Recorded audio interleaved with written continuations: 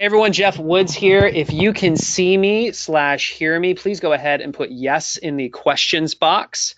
For those of you that came on a little bit early, there was a confusion on the image. It said we're starting at 2:30. We're actually starting at 3 o'clock Central, so right at the top of the hour. So we are excited to kick this off with you guys. I'm going to put a little slide up here. Let's go ahead and put you up here. Oh, I think I need to take back the I need to make myself the organizer. Okay, and show my screen. Boom. Awesome. So you should now see my screen and not see my face. I'm going to leave this up here. We're going to get started right at the top of the hour and look forward to having this conversation on how the best leaders make everyone smarter and the multiplier effect.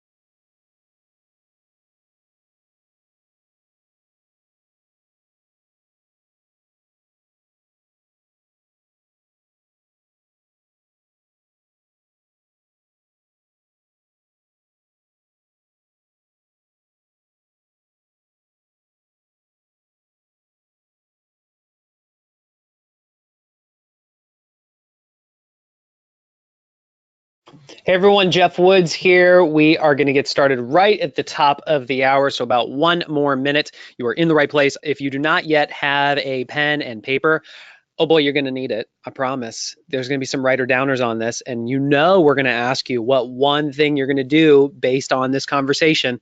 So be prepared to answer. We'll get that at the top of the hour.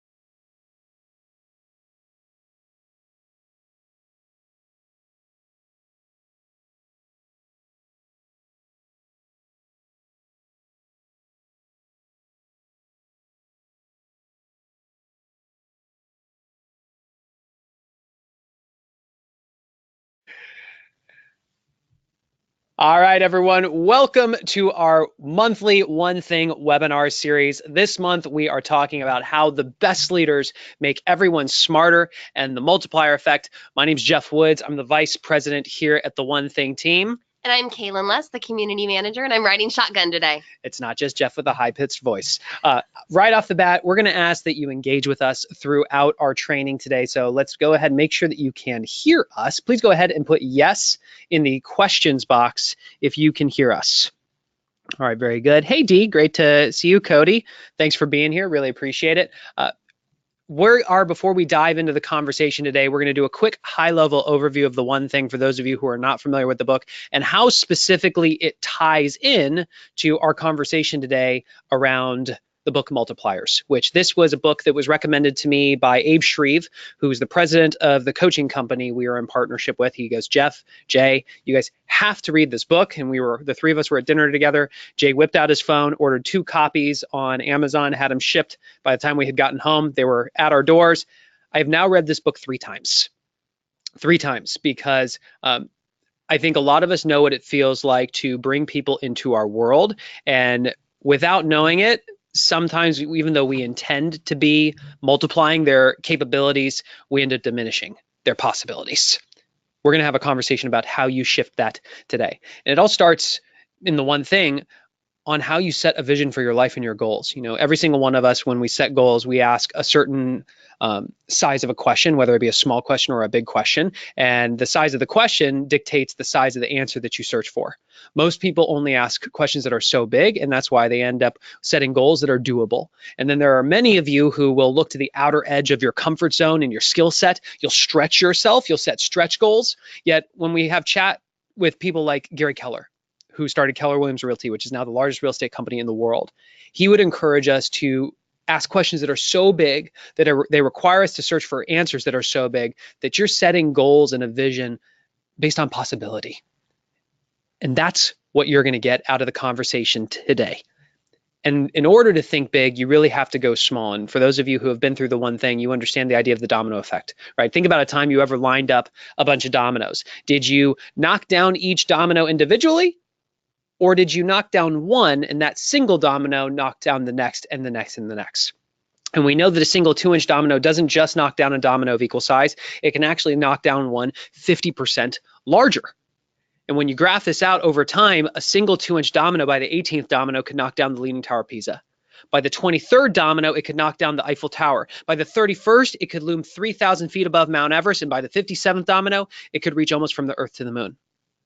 Here's the challenge, though, and why we're having the specific conversation we're having today. How many of us as leaders look at the objectives we want to accomplish with our teams, and we're really looking at the 18th domino, for example, trying to figure out how we can just knock that massive thing down and just feeling like we're beating our heads up against the wall. The challenge is we're thinking big and we're acting too big. If I asked any single one of you to run full speed at the Leaning Tower of Pisa, do you think you could really knock it down just by yourself? There's not a chance. Yet you're doing it every single day in your organizations. And that's because we're not simply going small enough. And that's why we're having a conversation about how the best leaders make everyone smarter and the multiplier effect. Our hope today is that you get clarity based on whatever vision it is that you have for your life and your organization. What is that 2-inch domino that you can knock over, such that by knocking it over day after day after day after day, over time will lead to extraordinary results in your professional and your personal life. With that, let's welcome our guest today, Liz Weissman, the author of The Multiplier Effect. Liz, I'm going to unmute you, and I'm going to send you the camera request here real fast, so you should have had that. Well, I am here. I don't know. Oh, I hear you. Now I just need to see you. How's that? Can you see me? Hold on. Let me get off the screen. There we go. Okay, I see her. And now we're going to stop showing my screen. All right, everyone, you should be able to see Liz, see Kaylin, see myself. Notice that we are all matching, but Liz would point out that she's the one who has the awesome collar. Boom, shakalaka. All right. So, hey, Jeff, it's good to be here, but I have to say, I was really disappointed when we got to my part. I was really enjoying that. I was like, hey, keep going, keep talking about the one thing. So my wife says I talk too much and I should talk less, so I'm really practicing. Okay. There you go. So well, I'm supposed to be talking less too. We're going to be at a stalemate. Yeah, well, I ask the questions, you answer them. So, you've had a very interesting career. You were an executive at Oracle, yet you were put in the position of being a leader very early on. Talk to us about that. Oh, I was thrown into leadership as a child, and it. You are the inspiration for Boss Baby. I am Boss Baby, and okay. And I think I was probably 24, maybe had just had my 25th birthday, when they're like, hey, you're now in charge of training for the company. And we were probably about a 6,000 person company at the time, as an Oracle. And then it's like, hey, Larry Ellison wants a university. We need you to go build a university for Oracle. And I'm thinking, first of all, this is an adult job. Like this is a job that an adult should be in, like someone with gray hair. This is not a job for a kid just a year and a half out of college. And nobody seemed to care about this but me. And so, it's like you get thrown in and you say, okay, well, it's time to really grow up as a leader, and it's time to get comfortable being, I think, woefully underqualified for what was a pretty big job. Well, you learn to just be good in that. Well, you fast forward over a very long, successful career with Oracle. You're now the CEO of the Weissman Group, where you dive deep into researching and creating amazing content around leadership. And the idea behind the book of Multipliers is that you have gone out and studied how the best leaders make everyone smarter, and specifically how we can go about either multiplying the possibilities of the people on our team or the ways that we diminish the people on our team. What does it mean to be a diminisher? What does it mean to be a multiplier? And why should a diminisher strive to become a multiplier? It's interesting. So the whole book of Multipliers actually came out of a one thing moment. So I had left Oracle. And I left with this observation and a nagging question. And then I had all this free space because I had just left this job that I was very comfortable in. And essentially, I had one thing to figure out, which was the answer to this question of why is it that some leaders who are really smart kind of engender smart and intelligence in others, and then other leaders who are very bright themselves can end up just sucking the life out of a group. And I think we've all seen a leader come into a room and suck the air out of the room and the energy. And it's like you feel people holding back and playing safe. And it's almost like you see people almost like kind of like shrinking around these leaders. And I saw it over and over. And I was so curious, like, why is it that some leaders cause other people to be big and other leaders cause people to be small? And what I found is that these leaders do very different things, and they get radically different kinds of results from people around them, where these diminishers get less than half of people's capability, and these multiplier leaders get virtually all of it. And then people grow and become more capable around them. And I think what I saw at first was this like incredible economic argument. Like, wow, there are so many people inside of corporations who are brought in because they're smart, but they're stuck under these diminishing leaders, and they're only able to give a fraction of that intelligence. Now, the company is still paying full price. They're still paying like retail rates for talent, but yet they're getting maybe 50 cents on the dollar. Mm. And so I think my first look at this was, wow, there's this economic gain from being able to use people to the full capability that they hired them at. But when I dug in deeper, like the reasons to lead this way were so much bigger. More innovation, more engagement, more agility, more inclusiveness. Yeah. How does someone, or how do we identify where we are diminishing? Because I've at least going down this journey of self-discovery, which I think part of the reason I really wanted to have Kaylin on here is I first read the book about a month before she came on board. And I know that I'm the type of person who's highly assertive. I move really fast, and at times I can be reactive, which is not the greatest thing as a leader. And I wanted to make sure that when I was showing up in my relationship with her, that I was being incredibly purposeful and thoughtful, that I was never micromanaging, and that I was coaching her to her possibilities. How do you encourage somebody to identify where they are diminishing in their lives today? Well, first of all, people have to see it. And when I start, okay, so I can only answer this with a few confessions. So confessions of a social science researcher. I feel like I have the right collar on for this. I told you we're going to have so much fun today. Am I blushing yet about my confession? So when I started this research, I saw these very extreme leaders, these amazing multiplier leaders that I aspired to be like, that I was at my best around, that that I found in the research that inspired me. And then these diminishers that were tyrannical, narcissistic. They're leaders who like took up a lot of space. They were sort of egocentric, and it seemed like kind of a black and white thing, sort of a night and day difference between these two leaders. And then as I really got into it, I could see that those were the extremes, the poles, if you will. But what I noticed, it was like a bit of a plot twist in the research. When you're watching a movie and you get to that part in a really good movie where you realize the good guys are the bad guys. Mm-hmm. You're like, oh, this is more complex than I thought.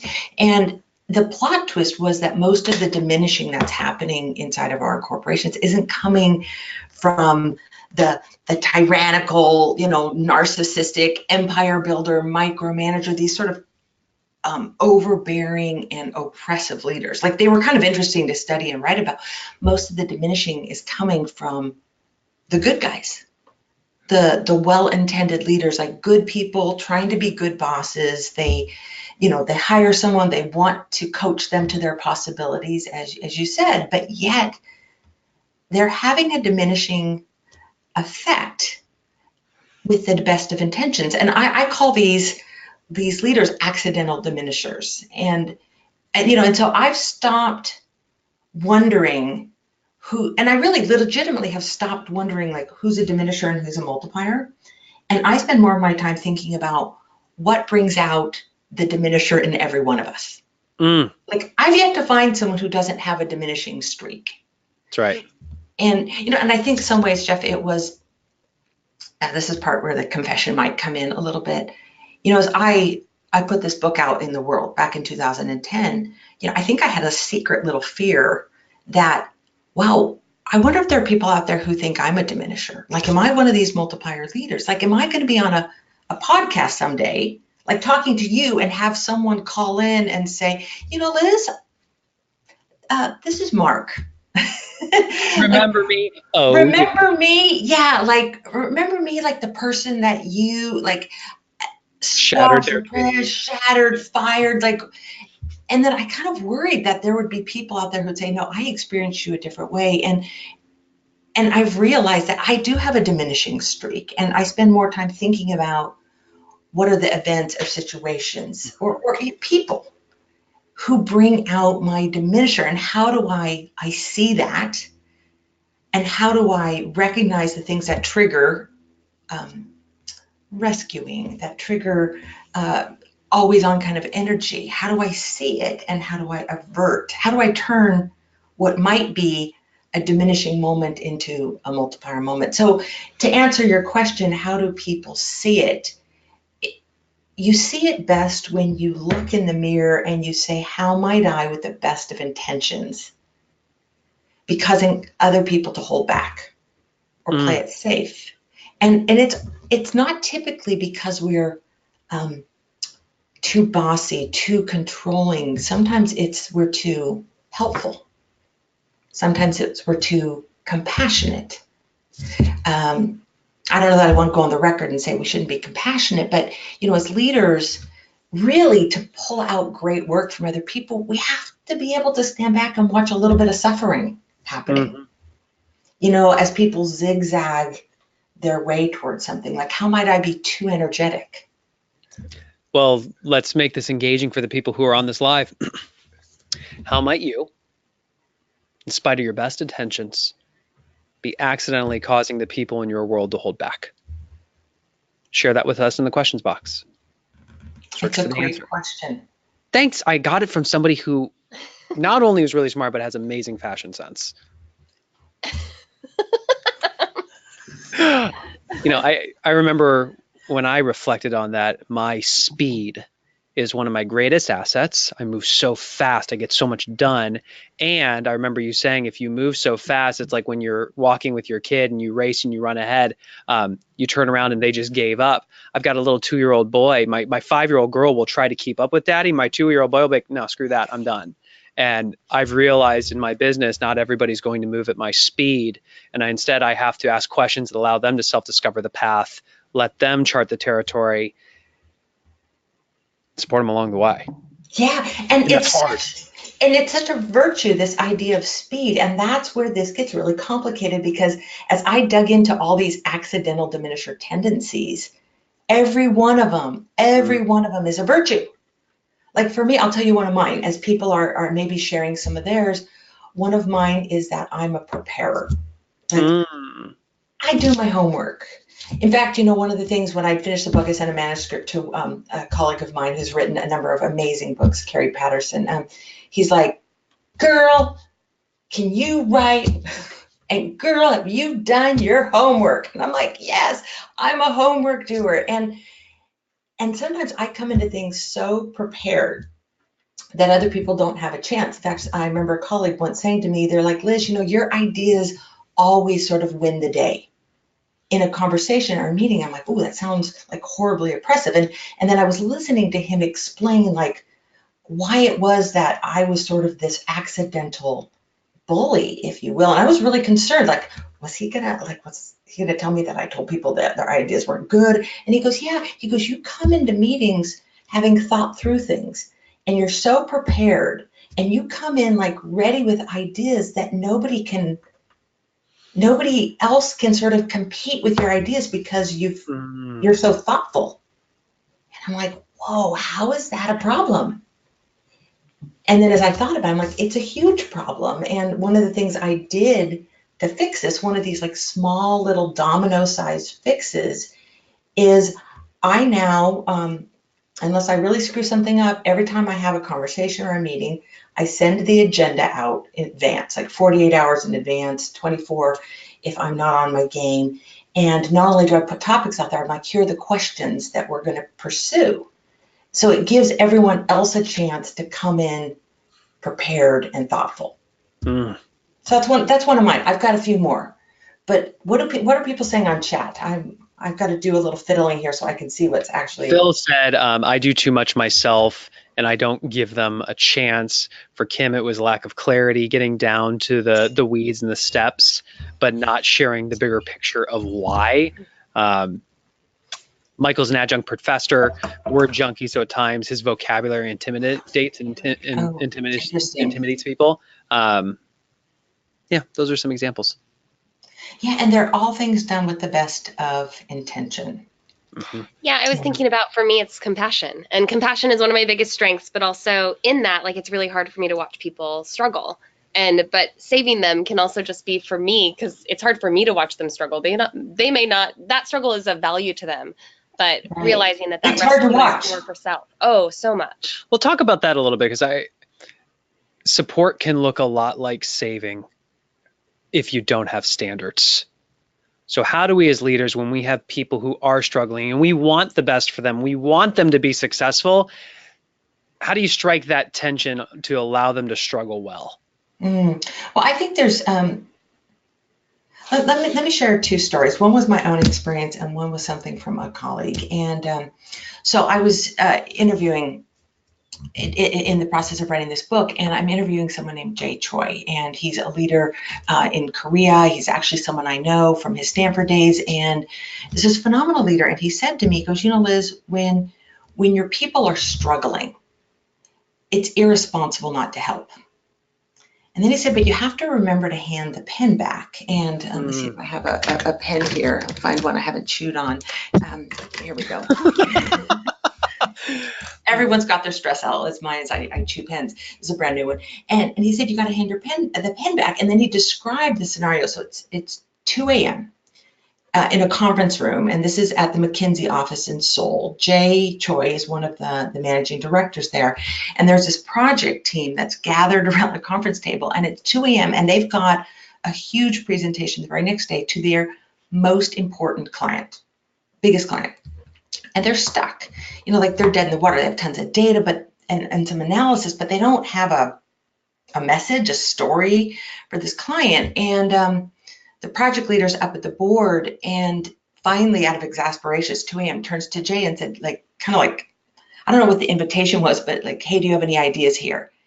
And Jay, he's been sitting back as the executive sponsor for this project, and he's been listening, and he does have ideas. And the project leader hands Jay the pen. He grabs the pen. It's probably a whiteboard pen. I have one of those. Oh, yeah, I do, right here. He's got one of these handy, and he goes up to the board, and he starts just sort of mapping it out. He's storyboarding this, and you can imagine what the team is thinking. They're not thinking, Mr. Big Shot, he's hogging. They're he's saving the day. We are stuck, and we've got this presentation, and they're essentially cheering him on, but this multiplier logic in him, he knows this is dangerous territory that he's in. What happens when he takes too much pity and saves the day?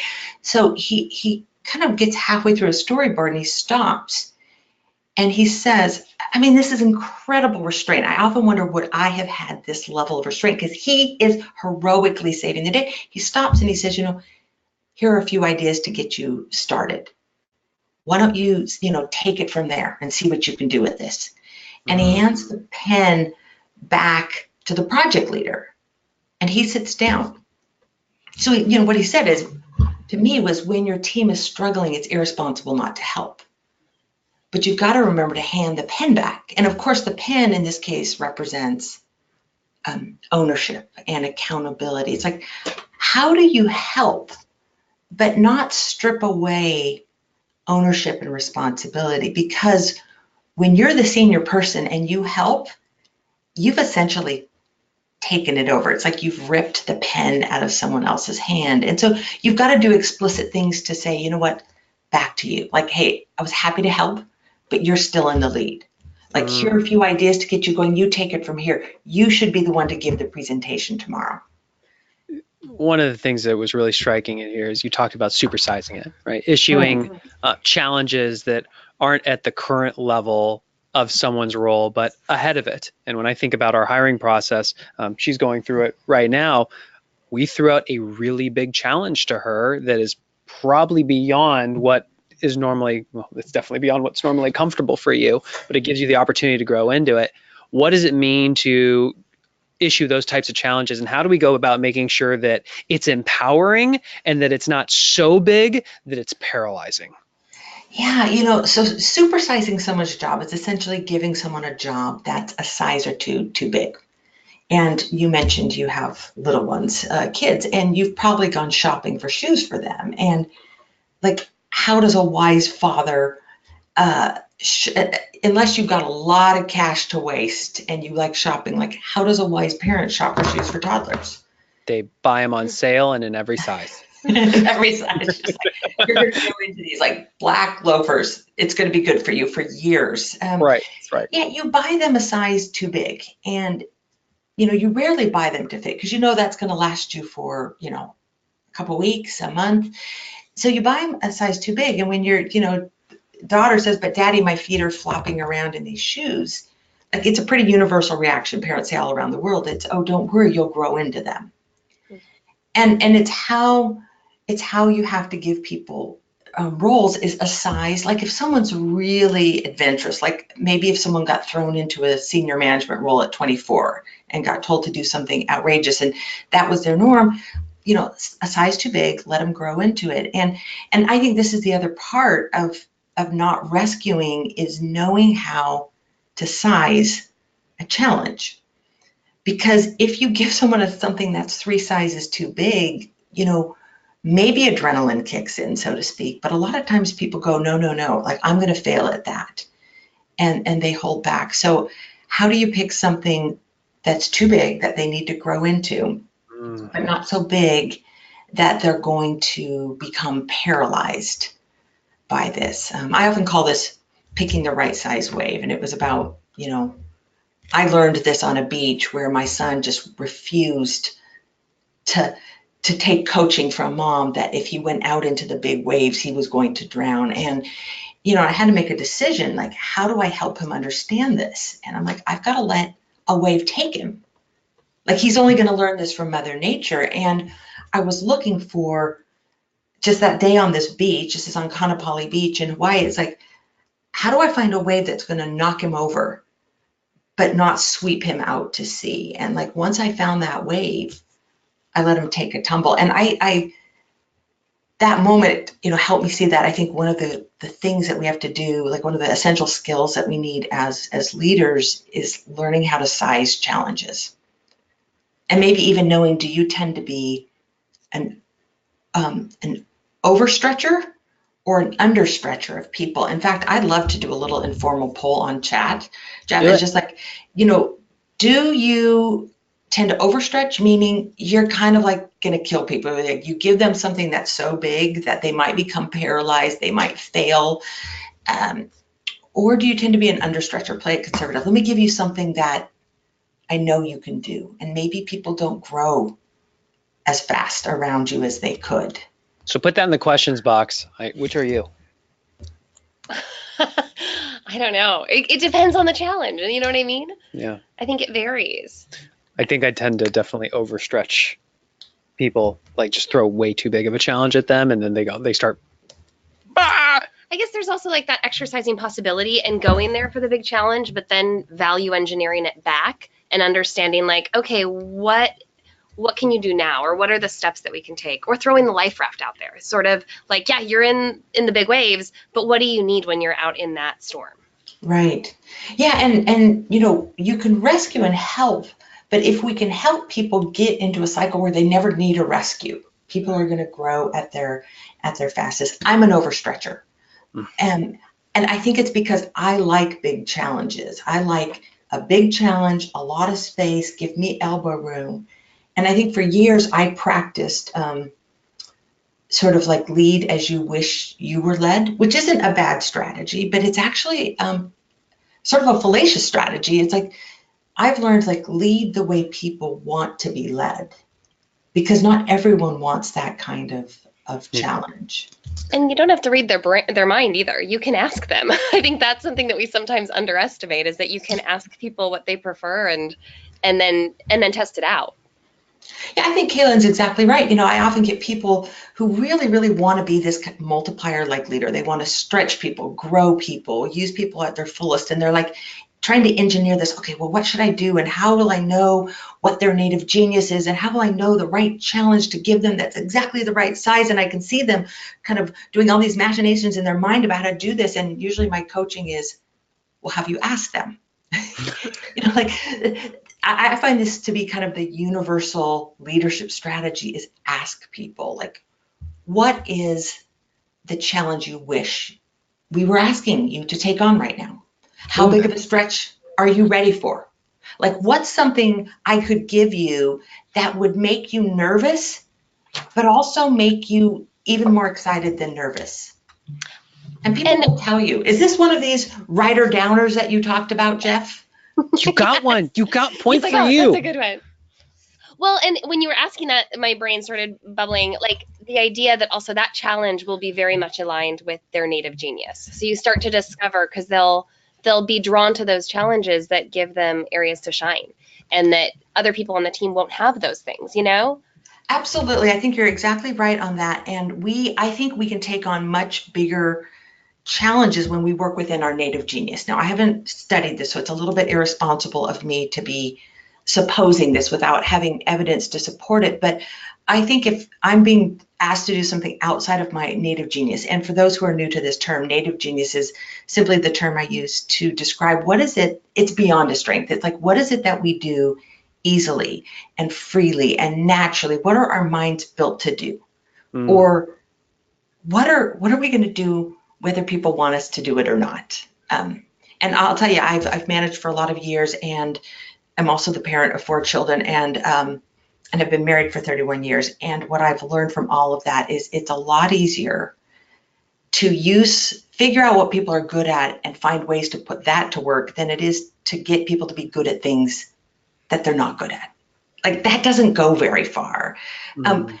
And so I would say, Kaylin, to your point, that if someone is being stretched, but it's in their native genius, I think they can take a stretch that's maybe even 3 sizes too big, because there's like this inner confidence of like, I've never done this before, but you know what? I have this core capability. Like, I'm going to a foreign land. Like, I'm a stranger in this land. I don't know what I'm doing because this challenge is big, but you know what? I'm taking something with me in my suitcase that will help me navigate this. That's super good. I think one thing you said, Liz, that also is really important for people to understand. You talked about the experience of your child being in the waves, and you're saying, don't go out too far because you'll get hammered. Nope, you just need to let Mother Nature, you need to let the wave teach the lesson. How many of us are unwilling to allow Mother Nature to teach the lessons? We feel the need to step in and tell them what the consequences are, and who's really the better teacher? You telling them what the consequence is, or allowing them to learn through experiencing it? Oh, yeah. And Mother Nature is the purest teacher. Like, literally out in nature, there is no purer teacher than to find yourself sort of stranded in inclement weather or something. But, you know, what's the equivalent of Mother Nature in your business? Customer feedback, market feedback. Like, market feedback is pure feedback. Yeah. And we have to get comfortable doing this. This is one where I've worked on this personally for years. And in fact, there was someone recently who was considering joining our firm, and she said, "Oh, I went and talked to a colleague that I worked with at Oracle for 10 years, and his name is Ben." And she said, "I went and talked to Ben and said, what's it like to work for Liz?" And then she told me what Ben said, and she said, "Yeah, this is what Ben said. He said, Liz will stand back and let you fail." And I'm like, he said that? Yes, I will. I'm like, no, that wasn't my reaction. I'm like, wait a minute. This guy worked for me for 10 years, and that's what he said? Like, that's what he remembered? Not like, hey, Liz will support you. She's got your back. That's what he said. And at first I really bristled, like, ooh, I don't want to be known as the person who will stand back and let you fail. But he meant it in the best possible way. She's going to give you a challenge, and then she's okay. Like, and it's like saying, the leader has enough confidence in him or herself to handle that failure, but it's saying, I have enough confidence in the people I work with that I can watch them fail and not give up on them. Like, I can see you experience failure, but it doesn't change you. It doesn't change your capability. It doesn't change how I feel about you. It's like, you're smart and you're capable. Yeah, and we're going to skin our knees and we're going to make some mistakes, but I can watch you fail and not lose confidence in you. What is that mindset shift that people need to go through here? Because we talk a lot about leverage, and we know the number one reason that people don't use leverage is it won't get done as well, it won't get done as fast. They just don't trust it, right?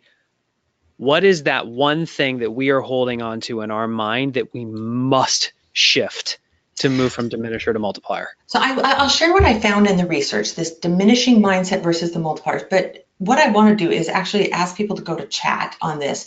And I want you to, and I'm hoping people have scanned back through their career, like someone you worked around who was a diminisher.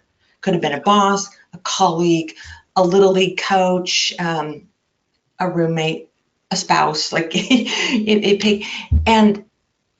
and as you think about this leader, what did he or she do? Okay, start with that. But what I want you to put in the chat box is, what did they believe to be true about you, about them, about their role, about their value? Like, what did they believe to be true? This person who shut down limited unused capability in others. And maybe we can fill up the chat box with that. You're such a researcher. I love it. And I don't want anyone to chat this next one in, but if you've already written that down and sent it in, would you be thinking about the multiplier, someone around whom you were at your best? You scaled big challenges. You had series of successes. Hard things got done. You were at your smartest and most capable, and lock in this person's belief as well. What did he or she believe about you, about their role? So what we are seeing is they believed I couldn't grow into a different or higher position. They were not of a growth mindset. There was a lack of trust that I could execute. They believed their role was to be nice to me and protect me from getting upset or experiencing negative emotions. My multiplier believed in me and gave me autonomy. They didn't take time to get to know me. Interesting. So, Jeff, thank you on that. Would people also now put in the multiplier? What did your multiplier believe? So if you're writing the diminisher thing, like stop at this point, because otherwise we're going to get it confused. And we'll probably be able to ferret out which is which. But what did your multiplier believe? I'll share my experience early on in my career. I was put into a management position really early on, like yourself, and I figured out that all the leadership led through intimidation and fear and micromanagement. And I remember asking the question, what habits will I form in this organization, and what type of life will that create? And I didn't like those answers. And then I flipped that and compare it to, for example, my relationship with Jay. And he is constantly handing the pen back to me. I'm constantly being issued supersized challenges and told that they have the absolute confidence that I can figure out. And he's always there for me when I need a hug or, when I'm dealing with challenges, but they're never telling me the answer. They're always teaching me how to think so I can get what I need when I need it. This is my wish. Like that freezes me up in time and space, because Jeff, my wish is that everyone had a boss like that. And that doesn't mean that, he doesn't come with some downsides and some weaknesses or even some character flaws like that. We all have a few of. It's that ability to hold this belief. Well, I'm going to resist sharing what I found in this research. I want to see what people found their multiplier bosses did. So let's see here. They believed I got that one. They truly listened to my opinions and valued my insights and feedback. I felt heard.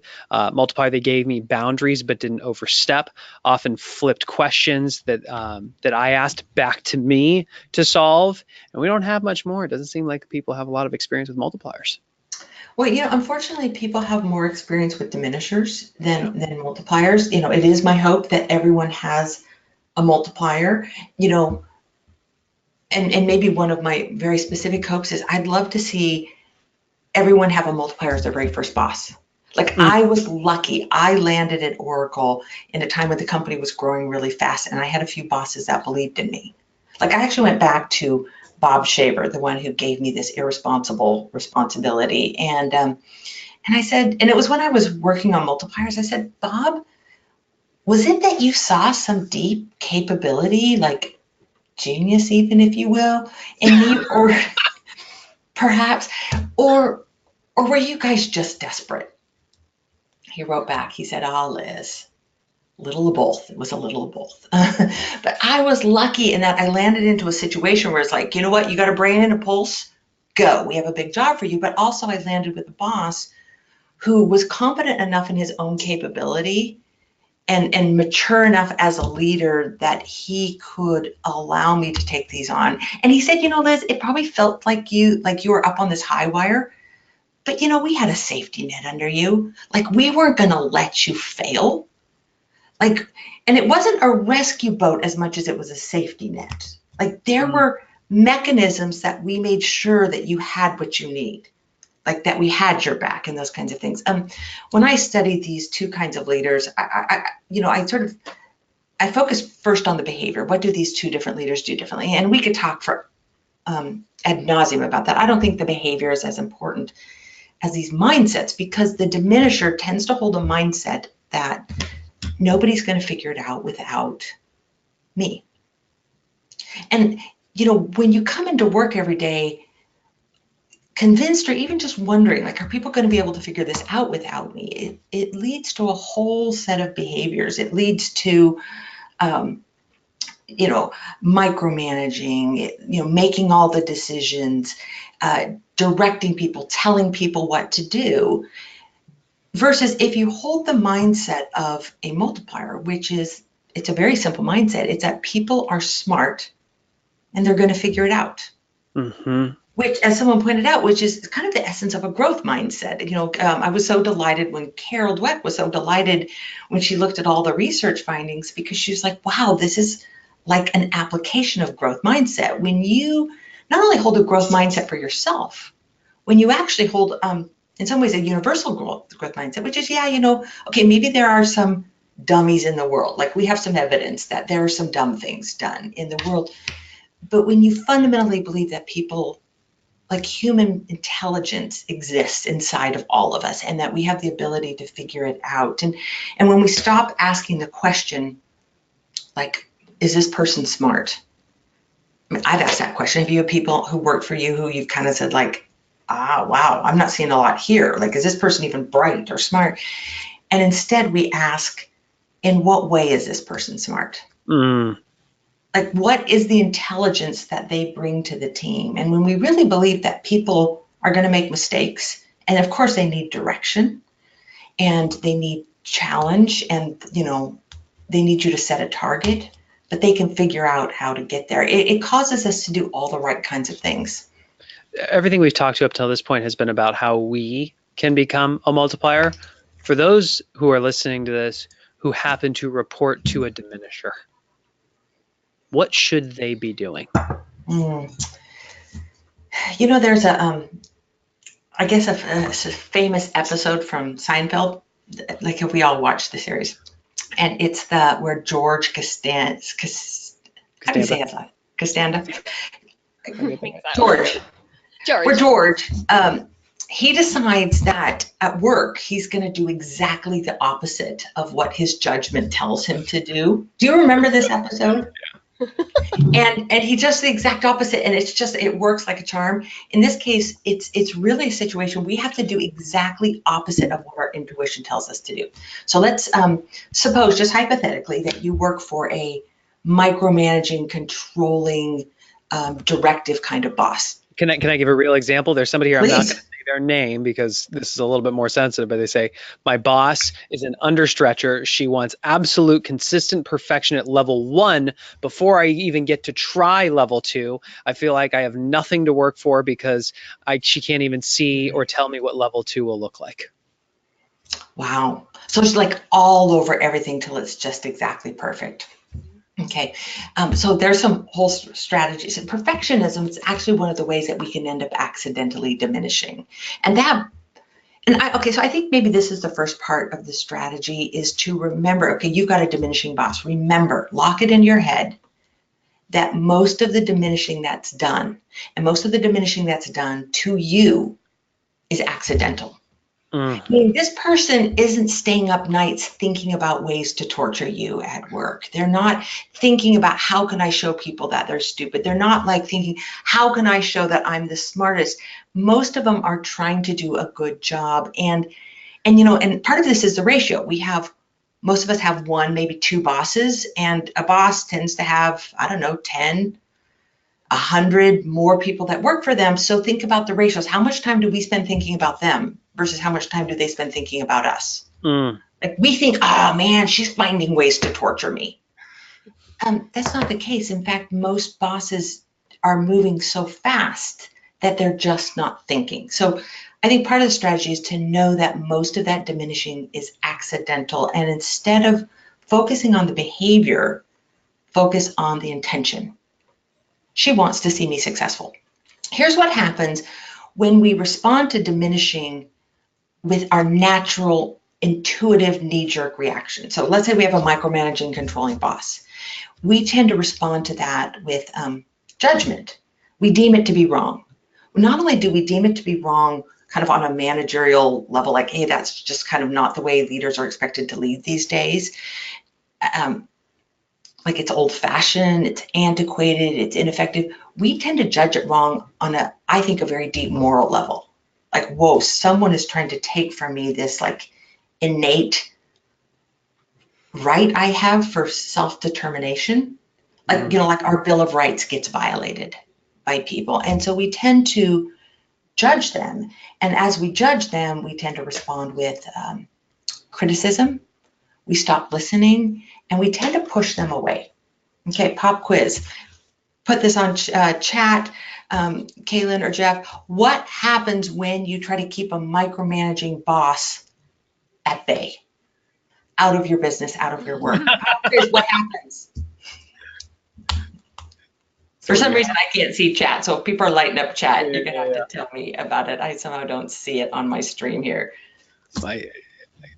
It gets worse. They want to manage more because they can't get their hands on it. They don't have visibility into this thing that they want to control. What happens when you tell a know-it-all that they're wrong? What happens when you argue with a know-it-all? What happens when you try to usurp control from a really controlling boss? See, they tend to double down, and now they're going to do more, and we have this descending spiral, which unfortunately ends up not just with one diminisher intact, you end up with two diminishers. Because as you're kind of giving this person the straight arm, keeping them away, criticizing, not listening, you actually have adopted all of these diminishing behaviors yourself. So now you have a standoff between two diminishers. Here's what the more of the George Castagna approach looks like, is instead of responding to bad leadership with criticism, which is totally natural, but you responded with the hallmark of multiplier leadership. The number one trait we see in multiplier leaders is intellectual curiosity. They're curious about possibilities, as you described. They want to know what other people know. They ask questions. They ask why. So what if you responded to that perfectionist boss, this controlling boss, and said, I wonder why she thinks it needs to be perfect. Like, I wonder what pressure she's feeling from above her. I wonder what he needs from me to feel confident to give me the space I need. Like, what if you displayed upward empathy and you took their perspective? And what happens is when you then start asking questions, wanting to know what they think, inviting them into your space, you're extending respect and trust. And what happens when we extend respect and trust to most normal, psychologically healthy human beings? What do they tend to do in return? They extend trust and space. Like, it's strange that when we invite micromanagers and diminishers into our space, they tend to give us more space. Like, invite them to the party rather than keeping them out. And I want to be clear, I am in no way promising that you will change that person. They probably are still going to have their diminishing tendencies. What you're going to do is you're probably just going to go diminish someone else, which, if you're just looking at it selfishly, is actually a good outcome for you. But we don't change the person, we change the dynamic. Sometimes the best way out of a diminishing situation is to multiply up. To say, I'm going to bring out the best in my boss. I'm going to listen and learn. And, maybe I don't have a boss who comes along and says, Liz, what's your native genius? How can we use it? Here's a stretch challenge that will engage you. Like, what if I use my boss's native genius? Like Ron Johnson used to do this at Apple, just to a beautiful art form. So Ron Johnson ran the retail division at Apple, and he was brought in by Steve. Ron's a total retail genius, and we know that and what he and Apple produced. It would have been so easy for him, knowing that he had a boss who had some diminishing tendencies and was prone to like being very hands-on and directive. He could have either tried to keep Steve out of his work, or he could have just like capitulated, like, hey, whatever, boss, you call the shots. He didn't do this. He would go into meetings with Steve, and he told me what he would do. He would take into Steve his team's finest work. Like, hey, we're going to put a blueprint together for, a new flagship store, maybe like the Fifth Avenue store in Manhattan. And he would take it in. And instead of trying to argue with Steve and try to show Steve how brilliant he was and how brilliant the work was, he used his boss's genius. See, Ron knew what Steve was brilliant at, and I think, there's a lot written about Steve and what he was so brilliant at. Ron really understood that what his true brilliance was is he made stuff better. He took kind of cruddy design and made it brilliant. He wasn't like an innovator from scratch. He made other people's stuff way better. So Ron would go into Steve and he would ask a single question. You could already guess the question he's going to ask. Take it in. How can this be better? What can we do to make this better? And instead of a standoff, or a steamroll over his ideas, now Steve is like on his side of the table, like, okay, well, you know what? What if we took out the cement stairs and we put in plexiglass? Or what if we removed this? Or what if we, and then they would walk out with something they created together, like brilliant work made even more brilliant. Like, I think all brilliant work requires like multiplier leadership, but it doesn't have to come from the top. Yeah. Like, why not let that great leader be you? Yeah, that sort of leads into this next question where they're asking, like, how can you shift from a diminisher culture? So if your company culture is diminisher, how can you lead that into a multiplier culture? What does that look like? How can you promote it? Yeah, you know what? I have to say I'm a big fan of the one thing. And, like, I feel like I just really want to talk about the power of one thing, but like, I know. Oh, please do. Please do. Please.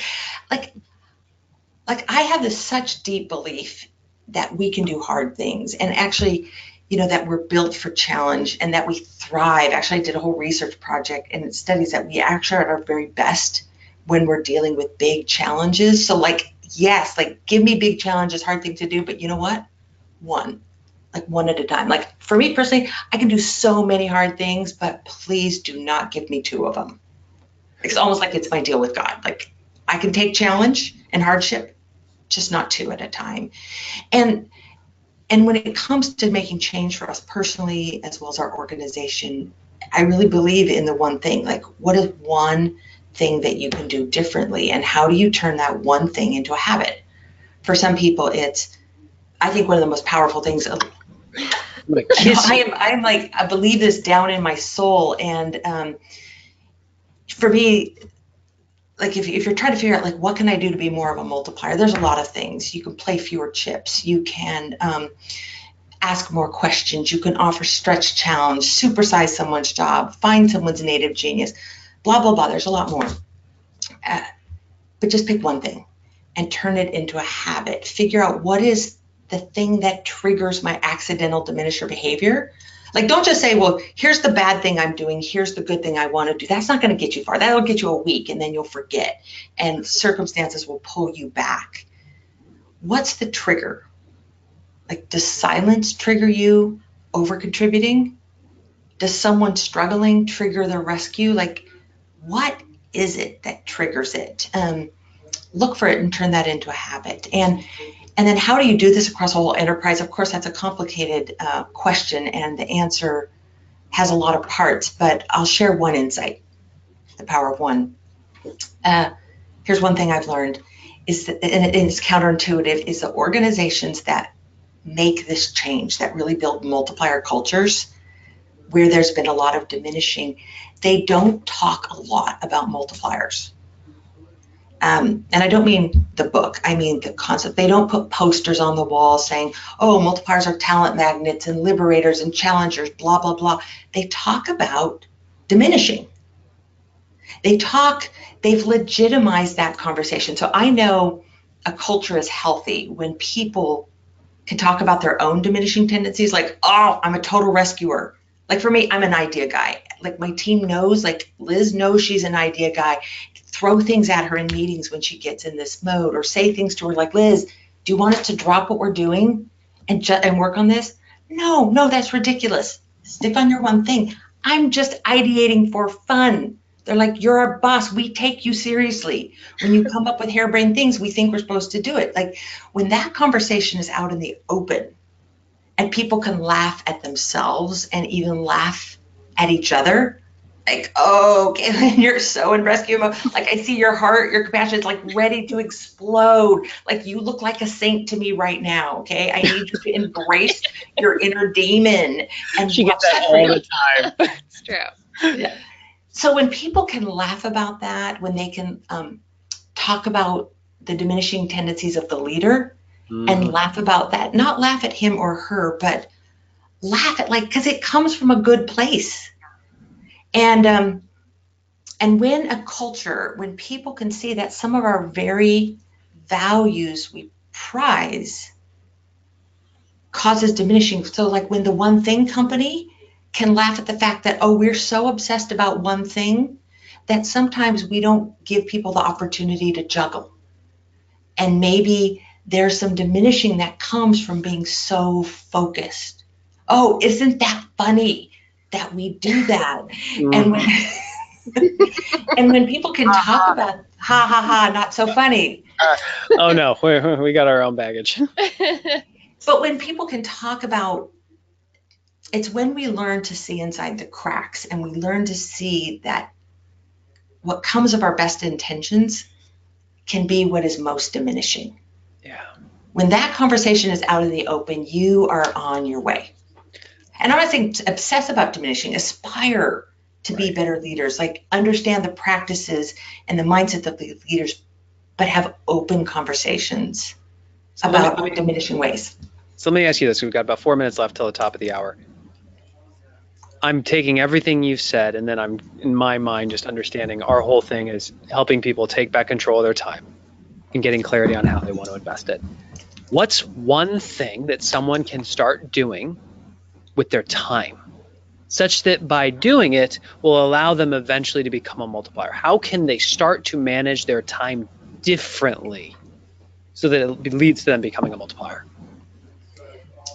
I'm going to offer one thing. It is look at your to-do list. I would pull out mine. And I would say, what is on my to-do list that is hard that I can give to somebody else? Like, I'm not finding time for it. And maybe it's even easy for me, but and no, it's something that's hard. It's something we think we have to do. And I have done this so many times where I'm like, oh no, this is hard. I need to do it. See, I become a protector of others. Like there's no time to even rescue because I'm not even letting people do something hard. Often we become like banyan trees that as leaders, we provide comfort and shade to others. Like, oh, don't take that meeting. It'll be contentious. I'll do it. But see, like nothing grows under a banyan tree. So find something on your to-do list. Maybe you don't have time for it. Maybe you're not getting to it. Maybe it's just hard. Maybe it's even something enticing. Yeah. Like it's a juicy thing for you to work on. Like give it to somebody else. And I'll share, for me, I understood that many of the ways that when I showed up as a diminisher was because of my speed or because just there's things that are happening so fast in the business that you're just reacting. I had to develop the habit. I'm in the middle of a 66-day challenge right now to forming the power habit of every single day purposely stopping and identifying the questions that I can ask the people in my world so that I'm not telling them what to do. I'm not reacting. I'm asking them the questions so they can figure out what needs to be done next. Let me tell you one short story. So there's a guy named Dave Havlick at Salesforce, and he had a big executive job there. He went through one of the Multipliers workshops. He decided he wanted to do something Multiplier-like, and he decided that that he wanted to practice asking more questions. He goes home from the workshop that night. Someone on the team says, "Hey, Dave, we're waiting for you to think this through and figure out a staffing plan for dealing with this." He hasn't had time to do it. And he's like, "Oh, do I stay up late and do this?" And then he said, "Okay," instead of giving them the answer, he asked them, what would you guys want to do it? He basically gave this over to them, asked a question, gave it over to them. His team was like, "Wow, we get to figure this out." He continued to do this, putting ownership onto his team. I write up a little case for Harvard Business Review, and I'm about to publish it. I run it by Dave, of course. And Dave says to me, he goes, "Liz, you didn't quite get it," which as an author, I'm like, "Oh, ouch, ouch, ouch. I didn't quite capture what happened." He said, "You described how liberating it was for my team when I gave them ownership. I asked them the question. I put it back on them." He said, "But what you missed is how liberating this was for me." Mm-hmm. He said, "I used to work until 2 a.m. regularly, like always chasing the to-do list, never enough time in the day." And he says, "I don't do that anymore." He said, "And my team has been liberated. They get to step up, and I get to settle into a sustainable place." Like, sometimes the lazy man's approach is the way to find the multiplier approach. I love that. Share Liz, what's wrong with others. Where can people learn more about you and Multipliers? Oh, well, I would go to the book. The book is more interesting than me, trust me. The book is multipliersbooks.com. You can find it, I don't know, everywhere, Barnes & Noble, Amazon, bookstores. And about me, let me see, I'm at Liz Weissman on Twitter. You can find me on LinkedIn. And then our firm is the Weissman Group. We're a bunch of boring researchers. But you can find us there. Clearly not. Well, folks, my challenge to you, and for those of you who are here live, what's the one thing that you can do based on this conversation, such that by doing it, will make everything else easier or unnecessary? Share that with us in the questions box if you are here live, and for those of you who are listening to this on the podcast after the fact, pause the episode, really think it through, and actually dare to put it on your calendar and take action. Liz, thank you so much. We really appreciate you, and we'll be in touch. It's been my pleasure. Bye.